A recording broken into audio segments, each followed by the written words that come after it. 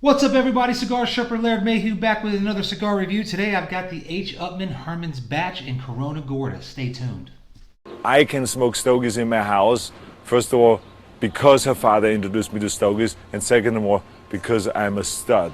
I'm ballsy. I don't take no shit from anyone. I smoke my stogie anywhere I want. I don't have to find a hideout place like you. All right. Welcome back to another episode here at Cigar Sherpa. I am, of course, your host, Laird Mayhew. And if this is your first time here, please click that subscribe button. If it's not your first time here, welcome back. Well, always good to have you. So like my intro said, I've got the H.Upmann Herman's Batch. Now, H.Upmann is one of them cigars that I'm just not excited about. I don't smoke any of their core line.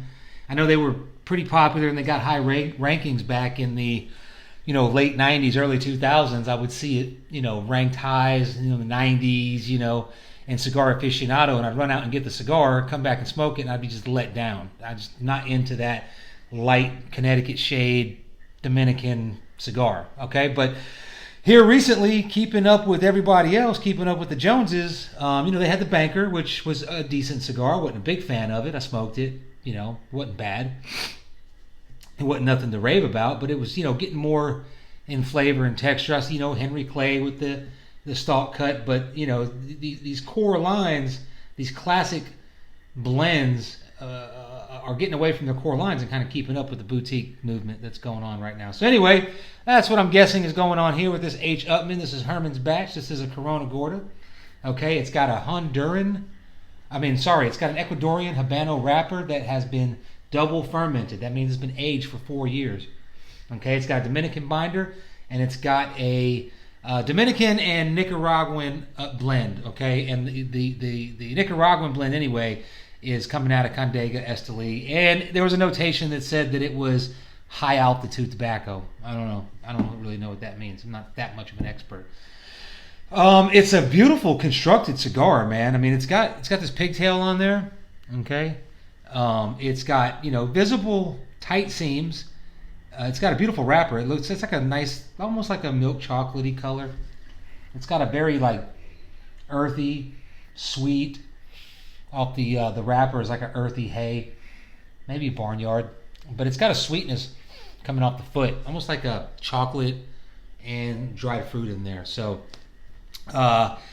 anyway, the band's really cool. It's very nice. Very understated. It's got like that matte gray with the gold. Herman's Batch. Of course, Herman would be Herman Upmann. I ain't going to give you the whole story, but basically a guy came over from Austria or Germany, one of those companies, started a bank, and, liked cigars and started a cigar company. And so this is apparently his batch. So I'm going to go ahead and give this thing a cut and a light, and I'm going to get into the first third and tell you what to think about it. Stay tuned.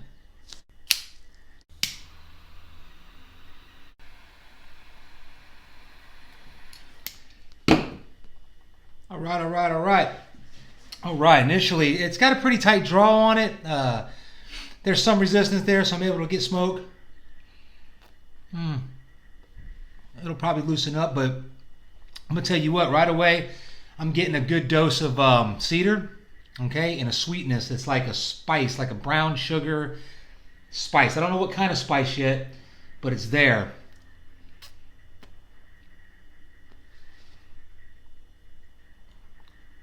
Got a little bit of black pepper just on the retrohale, but really I'm getting a cinnamon and a brown sugar spice, okay? So anyway, on this pigtail, I went ahead and I gave it the guillotine cut. It has this long pigtail. Now, I've been told before, and I know guys, when it's got a pigtail, what the pigtail's for is just to kind of twist it, pop it off, smoke the cigar. I went with the guillotine cut anyway, just a little helpful piece of advice. I don't know if you've heard it. Or if you do it, I don't do it. I don't like it when, I don't like to have loose tobacco in my mouth if I can help it. Now, if I don't have a cutter around, it's not going to stop me from smoking a cigar. I'll use my teeth or I'll pull it off with my fingernail or whatever. But anyway, on the first light, like I said, I got that good cedar.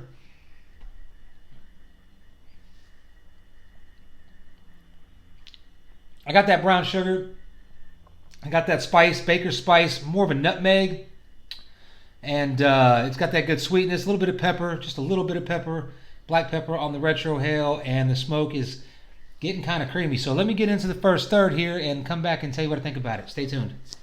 All right. We are in the first third here. We're about 15 minutes into it. I've already ashed it once.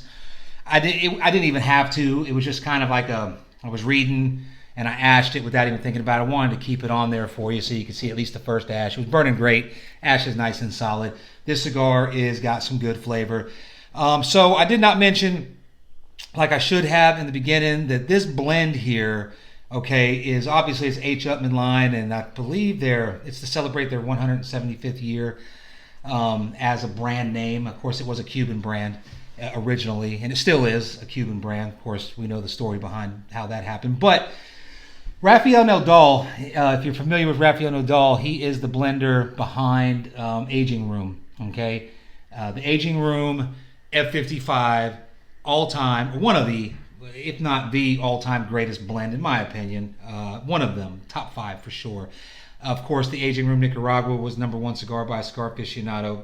That's a prestigious list, and other top 10, top 25s. That Nicaraguan Aging Room was in there. It's a very good blender. And as I was smoking this thing, the first like 10 minutes, it did taste familiar. I didn't know what it was. It was familiar. And then it hit me. I was like, oh yeah, Rafael Nodal's behind this. This thing has got a lot of complex flavors to it. It starts off with that cedar, okay, and that brown sugar and that baking spice, okay. So right away, that's like a graham cracker, right? You get that, that like those cinnamon graham crackers, honey grahams. It's got a little bit of pepper in the beginning on the retrohale. That kind of goes away. Not much pepper on this cigar at all. But as it works its way gets halfway through the first third, and I'm not too far away from getting into the second third, that earthy, like a musty, earthy flavor comes in with the cinnamon, spice, and the cedar, okay? And it's all blended up and it comes out in a creamy smoke. I mean, it's a very rich, spicy, sweet smoke that is just delicious. It's good, okay? I'm enjoying it. So right off the bat here, it started off as a medium. I think they bill it as a medium bodied cigar. It did start medium bodied. There was no finish for the first 10 minutes. It was very dry finish. You get these flavors and you're like, oh, that's good. Blow it out, they would disappear. Okay, kind of like a dry beer. Or you put salt on the beer, it makes the flavor go away. Now, really developed into the first third here, that cedary, spicy, when I say spicy again, I mean baking spice, cinnamon, nutmeg, spice, with that earthy tone that's there, like a musty earth, and that creamy smoke. It's very rich, very flavorful, and it's very good. So I'm going to shut the hell up so I can smoke this, and I'm going to get into the second third. I'm going to come back and tell you what I think about it from there. Stay tuned. All right. We are in the second third of this cigar, and let me tell you something. Extremely good. Okay, I gotta be careful anyway, because I like it so much that I'm probably end up smoking it a little too fast. Ash holding on pretty good. I'm gonna go ahead and ash it, but the burn's not perfect, but whatever. It's not running or canoeing or anything, and that ash actually took some force to get off. So I'm gonna go ahead and just touch it up just a bit. You know what it reminds me of, and one of my favorite cigars, one of my go-to cigars, is the La Flor Dominicana, the LFD Double Lajero number 600, the Robusto. Very, very similar flavor profile with the creamy, spicy, cedary smoke. It almost reminds me, and if I had to guess, if I was a first timer, it gives me like the spice profile that's behind Dr. Pepper soda. Okay, that's kind of what I'm getting here. Don't taste like Dr. Pepper. Whatever the spice profile is that gives Dr. Pepper that distinct flavor is what I'm getting here, and I'm really enjoying it. It has kind of picked up a coffee note to it, and just good tobacco. Okay, so a lot of times reviewers, I know I do it all the time. We come up with these. Oh, it reminds me of this and that. It always tastes like tobacco. The tobacco never leaves the flavor profile. In fact, that's what it tastes like. The other, everything else is a nuance. But this does have a very, very strong flavor that you will taste on your palate, and in the retrohale, that baking spice and that Dr. Pepper spice, whatever it is. You know, I've never bothered to look into what makes Dr. Pepper Dr. Pepper. But earthy, creamy smoke, very, very, very good baking spice, cinnamon, nutmeg, cedar. It's all there. Anyway, you know how I came by this? I would never have picked this up because H.Upmann is just not one of them cigar brands that appeals to me, okay? I can recall back in the about 97, 98 time frame, you know, I was a young guy. I didn't make a lot of money, so what I would do was I'd get the Cigar Aficionado magazine, I'd open up the reviews. I wouldn't even skip everything else, go right to the blind tastings, and start picking out the cigars that I could get on my hands on and smoke, okay, and read the review as I was smoking it. And H.Upmann was one of those ones that always got like high scores. It was always in there. It was always, you know, touted as a good cigar, and you know, probably wasn't a bad cigar, but I would get it and I would smoke it, and I would just be disappointed in the money that I spent on it because it's very bland, very just Dominican, Connecticut shade wrapper or whatever it was, just very light bodied, almost like paper bag and pencil lead. It just wasn't for me. Even back then, I was not a fan of those, like the Monte Cristo line that was just very light bodied. But one of the guys that works in the JR Selma's, and I forgot his name. I don't think he was wearing a name tag, but he knows who I am. He knows I do a review channel. I go up there frequently, and I was picking out some cigars, and he was like, "Hey, check these out. These are our newest ones, our hottest ones. You know, you might want to check out for the review." And you know, this was one of them, and so I was like, "All right." So I grabbed a few that he recommended. I started doing my research, and you know, like I said, I found out that Rafael Nodal was behind this one, so I got excited about it. And I'm kind of sorry, you know, Valentine's Day coming up. My wife was like, "Hey, you know, give me like 3 brands of cigars. You're gonna buy me a box of cigars." You know, I'm easy like that. So, you know, I give her the 3 that I would like to have, you know, the LFD, Double Lajero, the My Father La Antiquidad, what else did I say? The AJ Fernandez Last Call, and the Aging Room F55. I wish I would have done the review first because I would have said get a box of these because this is a very enjoyable cigar. And it's priced right. It's about $8.50, so this could work itself right into my daily profile for as long as I had the box. But anyway, I'm going to get into the final third of this, come back and tell you what I think about it. But so far, good cigar. You should be looking on your internet or writing it down for when next time you visit your brick and mortars. You're going to want to try this. And it's fairly new. I don't know when it came out, but I couldn't find any reviews on it. Nobody's done a tasting that I could find.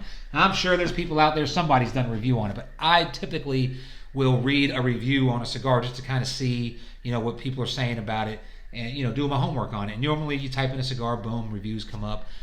Couldn't find a review on this, so I might be the first one. I don't know.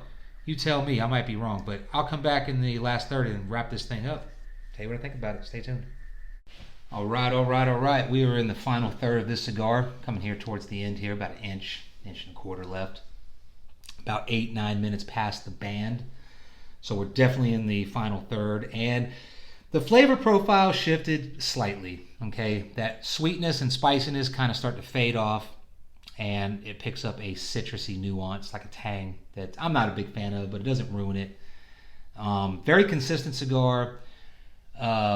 Very complex cigar. So you had that cedar that started off with. You had that brown sugar, okay? You had that spicy baker spice that started off more as a nutmeg, but kind of worked itself into a cinnamon, almost a Dr. Pepper type is what it reminded me of, whatever the spice profile is that makes Dr. Pepper Dr. Pepper. Very rich, earthy, creamy smoke. Very good cigar. Definitely a daily arsenal cigar. Not only because the flavors are so consistent and they're so complex and they're so good.